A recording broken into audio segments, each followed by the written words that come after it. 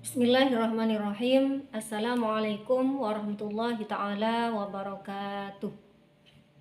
Anak-anakku semuanya, bagaimana kabar kalian hari ini? Semoga kalian semua senantiasa dalam keadaan sehat walafiat, sehingga bisa melaksanakan aktivitas dengan baik, serta bisa menerima pelajaran dalam kondisi yang baik. Anak-anakku sekalian, pada kesempatan ini Ibu akan menyampaikan pembahasan mengenai perjuangan Khulafaur Rasyidin. Namun sebelumnya, mari kita bersama-sama mengawali pembahasan ini dengan pembacaan basmalah bersama-sama. Bismillahirrahmanirrahim. Baiklah anak-anakku sekalian, sebelum kalian mengenal tokoh Khulafaur Rasyidin dan perjuangannya, terlebih dahulu kita perlu mengetahui apa definisi dari Khulafaur Rasyidin. Khulafaur Rasyidin merupakan gabungan dari dua kata dalam bahasa Arab, khulafa dan ar-rasyidin. Khulafa berarti para pengganti dan ar-rasyidin orang-orang yang mendapatkan petunjuk.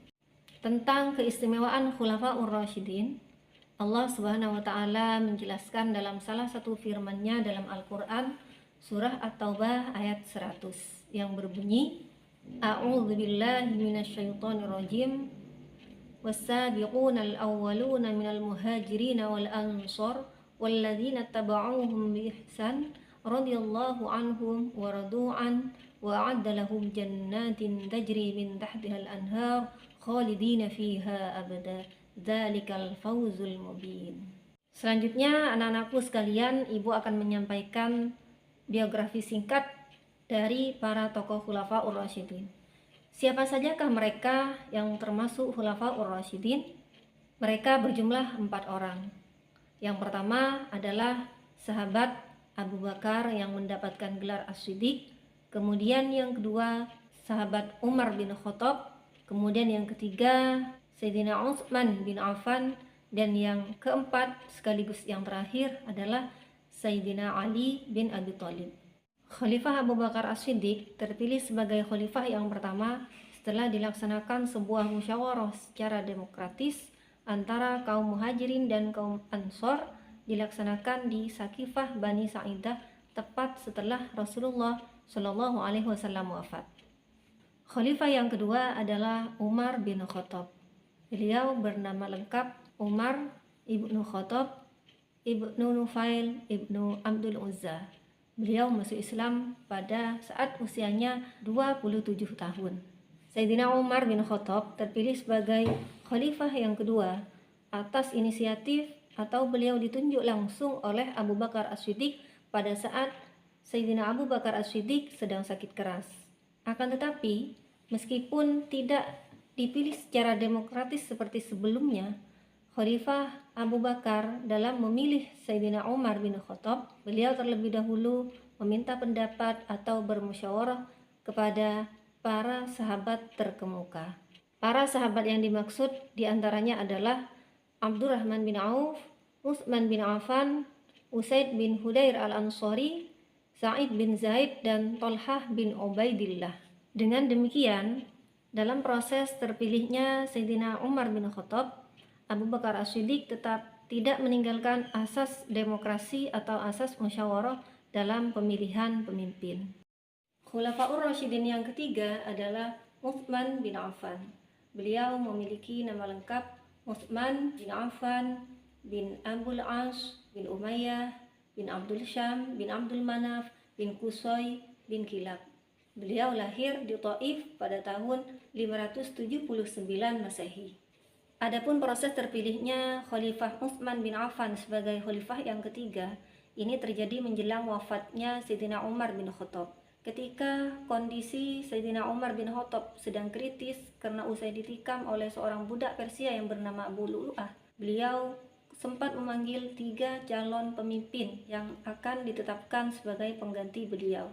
Ketiga calon tersebut adalah Utsman bin Affan, Ali bin Abi Thalib, dan Sa'ad bin Abi Waqqas. Nah, yang terakhir tercatat sebagai Khulafaur Rasyidin adalah Sayyidina Ali bin Abi Thalib. Beliau merupakan sepupu dari Rasulullah SAW dan termasuk orang Islam pertama dari golongan anak-anak. Dalam proses terpilihnya Sayyidina Ali sebagai khalifah yang keempat, kondisi umat Islam pada saat itu sangat tidak stabil. Umat Islam, lebih khusus lagi para sahabat, terpecah menjadi dua golongan. Golongan yang pertama adalah golongan yang keluar dari barisan Sayyidina Ali bin Abi Thalib. Mereka tidak menyukai kepemimpinan Sayyidina Ali atau tidak setuju Sayyidina Ali bin Abi Thalib dilantik sebagai khalifah. Kemudian, golongan yang kedua adalah golongan yang menginginkan Sayyidina Ali bin Abi Thalib sebagai khalifah. Nah, anak-anakku sekalian, setelah kalian mendengarkan informasi mengenai biografi singkat Khulafaur Rasyidin serta tentang proses terpilihnya Khulafaur Rasyidin, hal terpenting dari mempelajari perjuangan Khulafaur Rasyidin adalah mengenal atau mengetahui peradaban kemajuan yang ada pada masa Khulafaur Rasyidin. Pendidikan Islam pada masa Khulafaur Rasyidin sebetulnya hampir sama dengan yang ada pada masa Rasulullah SAW. Contoh misalnya pada masa Umar bin Khattab, beliau membangun lembaga pendidikan secara khusus bagi anak-anak kecil. Ini diletakkan di setiap sudut masjid. Kemudian Khalifah Umar bin Khattab juga menunjuk para tenaga pendidik di semua daerah atau di berbagai daerah untuk mengajar, mendidik anak-anak yang tempat pendidikannya berada di sudut masjid. Pertumbuhan ilmu pengetahuan ini masih berkisar pada ilmu yang bersumber pada Al-Quran dan hadis, serta sekaligus ilmu qiraat.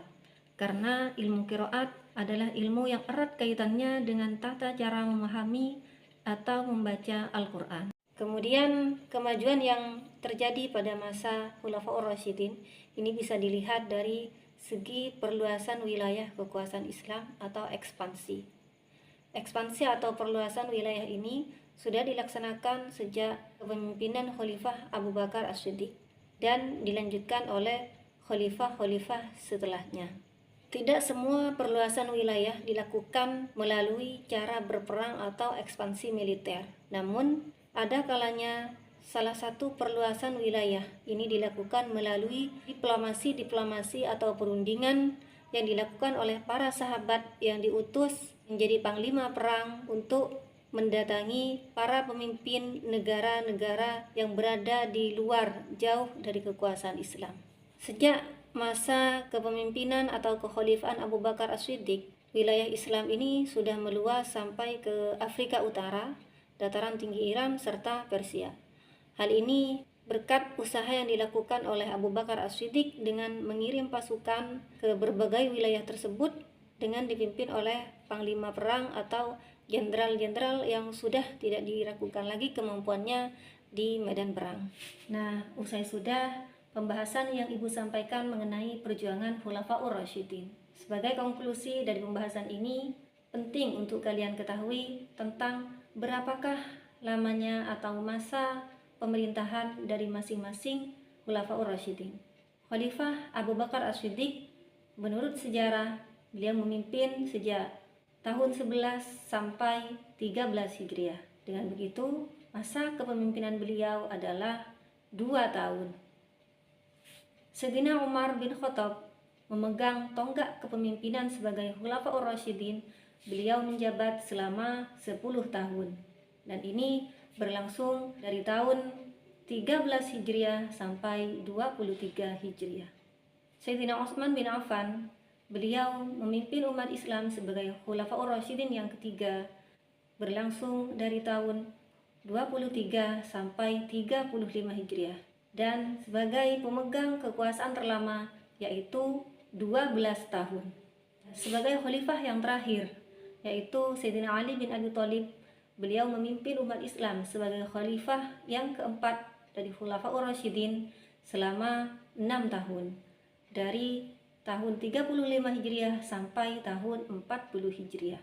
Semoga materi yang Ibu sampaikan menjadi tambahan wawasan bagi kalian dan menjadikan kalian selalu menanamkan nilai-nilai perjuangan, nilai-nilai dakwah, nilai-nilai ketabahan dalam diri kalian masing-masing. Teruslah kalian belajar tentang sejarah Islam, sejarah para tokoh-tokoh Islam, agar kalian dengan mudah bisa menata masa depan. Kita tutup dengan pembacaan hamdalah bersama-sama. Alhamdulillahirabbil alamin. Wassalamualaikum warahmatullahi taala wabarakatuh.